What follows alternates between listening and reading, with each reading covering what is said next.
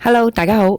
今日咧想帶大家去呢個深圳海上世界文化藝術中心。咁而家咧就正在舉行一個班克斯無處不在嘅展覽。咁啊，班克斯英文就係 Banksy，咁係一個好出名嘅街頭藝術家。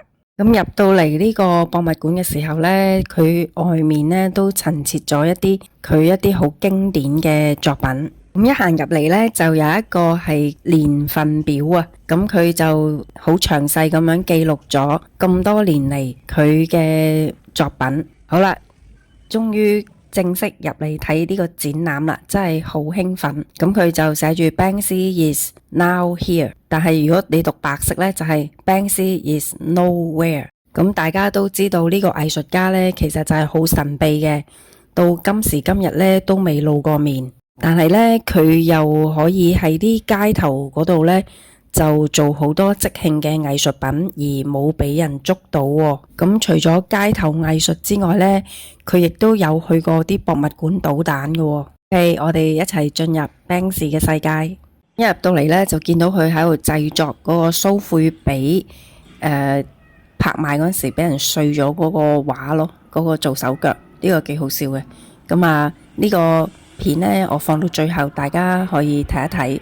咁啊，再嚟睇下其他。咁呢個就係女孩同埋呢個氣球啦。咁亦都係一個好標誌嘅作品。咁大家都知道佢好多嘢呢都係唔見得光嘅，因為佢嘅題目呢就涉及好多社會嘅問題啊，唔公平啊，佢就係為呢啲人民發聲嘅。咁你見到佢有啲紀錄片就係夜晚出去塗鴉啦。跟住嚟呢個呢，就係叫做 Morning is Broken。咁佢喺一個房屋呢，見到一啲好特別嘅細節位，跟住呢，佢就再加自己嘅創意落去咯。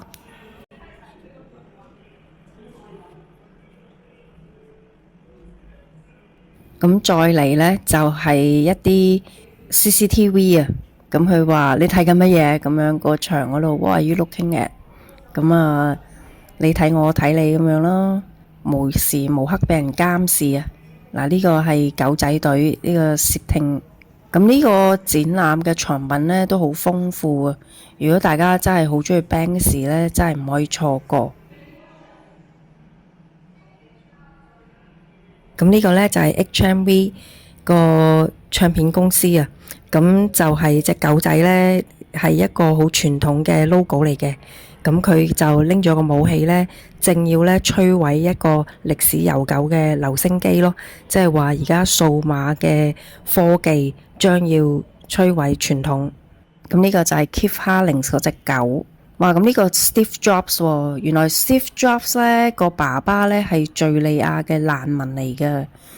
咁你可想而知呢，佢收容咗啲難民呢，原來個後代呢係可以為美國帶來一啲咁豐富嘅經濟收益咯。唔好認為啲難民呢淨係識得攞社會資源啊，其實對社會呢係好大貢獻嘅。咁呢個洗手間，咁啊疫情嘅時候呢，佢就做咗呢個哇好多老鼠啊，好多細菌啊嘅一個好諷刺嘅作品。嗱，咁呢個都好笑喎。佢話你可以贏到呢個 rat race，但係你仍然係一隻老鼠。咁 rat race 係代表我哋朝九晚五打工嘅人咯。雖然我哋可以走出呢個老鼠圈，但係我哋仍然都係一隻老鼠。咁呢個人猿啦，咁啊揸住麥當勞，幾有趣啊。其實佢都有一系列嘅馬騮仔呢，就食呢個快餐嘅。咁其實佢就諷刺緊呢個現代嘅消費主義咯。咁再嚟呢，就係呢個全球暖化嘅信息。咁佢喺牆上面呢寫住：我唔相信有全球暖化，但係啲水呢已經浸到上嚟啦。咁就話俾人聽，呢個係好迫切性嘅問題。咁呢度呢個斑馬嗰啲條紋呢拎出嚟洗啊，同埋晾啊。咁呢度呢，就有一個係細蚊仔用緊嘅衣車縫緊啲英國國旗，咁其實就想大家關注呢個童工嘅問題。呢邊呢，就係有個小朋友喺度蕩緊千秋啦，咁但係呢，就寫住 parking， 本來就係 park 嘅，即係本來就係公園，但係你就變咗一個停車場，咁亦都係諷刺緊呢個公園嘅空間俾人佔用咗咯。呢邊呢個都係啦，Jump in High，亦都係冇乜位置俾人運動啊，咁啊喺個廢墟嗰度跳高。呢個作品呢，就係喺一個夜總會外面嘅鐵閘上面做嘅，咁意思呢，就係話呢個男人呢喺度等待一啲冇結果嘅愛情。咁再嚟呢，就係雪櫃風箏啊！貧窮同埋飢餓呢，就限制咗呢啲小朋友嘅想像力。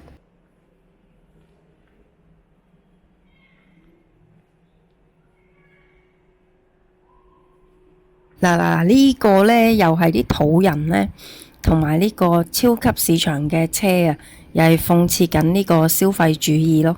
咁如果你得閒可以坐喺度欣賞下佢嗰套呢，叫 Dismayland， 其實就係諷刺緊呢啲消費主義咯。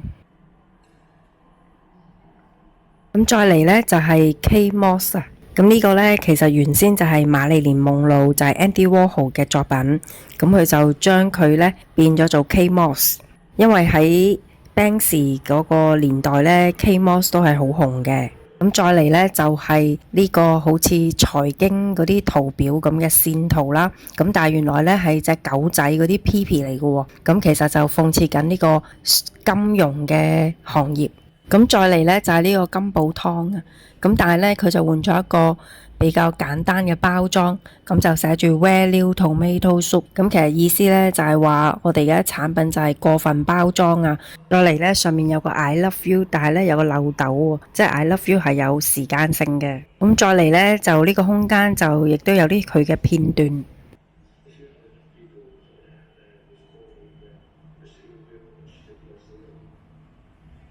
跟住落嚟呢一輯呢，就係惡作劇嗰啲名畫，咁其中有一張呢，寫住 This is not a photo opportunity， 意思呢就係話呢個唔係影相嘅機會，咁其實就係諷刺緊啲人呢，咩嘢都影得一餐咯，就好似我咁啦。咁呢邊呢，就係模仿佢嘅工作室啦，你會見到呢個架上面呢，好多呢個噴漆啊。咁而佢自己呢，亦都係背住我哋坐嘅，都係唔露面嘅，好神秘啊！佢應該喺度研究緊呢，點解蘇富比拍賣嗰陣時，嗰個作品嗰個碎紙機呢，點解會失靈啊？好啦，我哋唔好阻住佢啦，咁去另外一邊睇。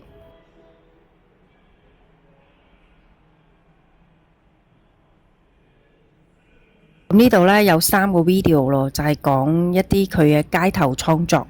咁嗰3個呢，就係借助環境咧嚟到去創作嘅，都係非常之精彩。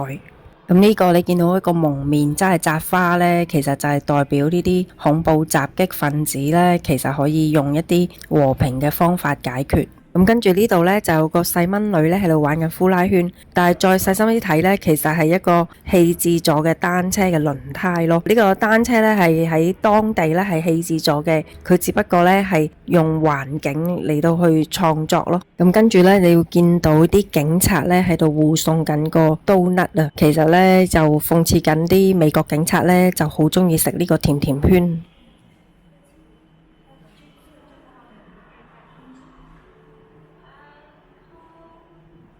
咁呢度呢，有隻馬騮喎，咁就有個粉紅色面具。咁其實呢，佢就講緊一啲政客啊，成日喺度做緊馬騮戲啊。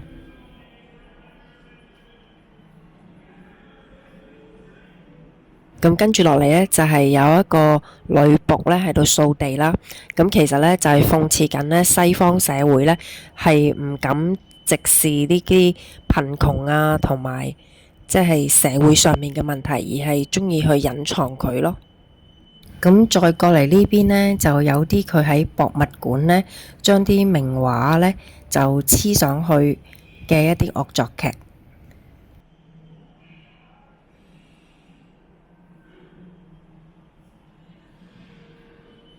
咁連呢啲天使嘅雕塑呢，都逃唔過呢個消費主義啊！揸住一杯星巴克嘅咖啡。嗱，咁呢個呢，就係有一啲難民啦。咁但係呢，嗰個救生艇呢係冇氣嘅喎，即係話救咗你㗎啦，但係呢，就其實冇一啲實際嘅幫助咯。咁呢邊呢，就有兩個小朋友啦，好似喺度玩緊波咁樣喎。咁但係再細心一睇呢，佢其實呢有個標語就係寫住 No Ball Game。咁呢邊呢，有個小朋友呢喺度做緊呢個塗鴉，表情呢又驚又怕咁樣嘅喎，就好似呢啲反映咗塗鴉藝術呢嗰個風險性。咁再過嚟呢個室呢，就係一啲關於馬騮仔嘅畫作啦。咁啊，佢就成日好鍾意呢，將啲官員啊就諷刺成馬騮啦。咁亦都將佢好多消費主義嘅嘢呢，就放喺個馬騮度。咁啊，嚟到喚醒人對物質上面嘅依賴咯。咁呢度呢，就都係有一啲紀錄片啦，咁就係講嗰個難民啊，同埋係一啲關於威尼斯嘅有個遊輪啊，咁啊個故仔都好諷刺噶，同埋都幾好睇。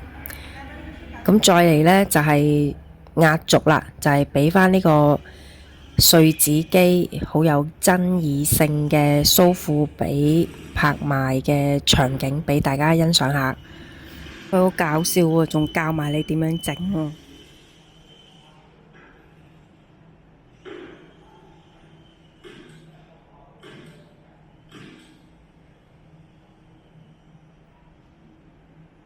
咁到最尾呢度好搞笑啊！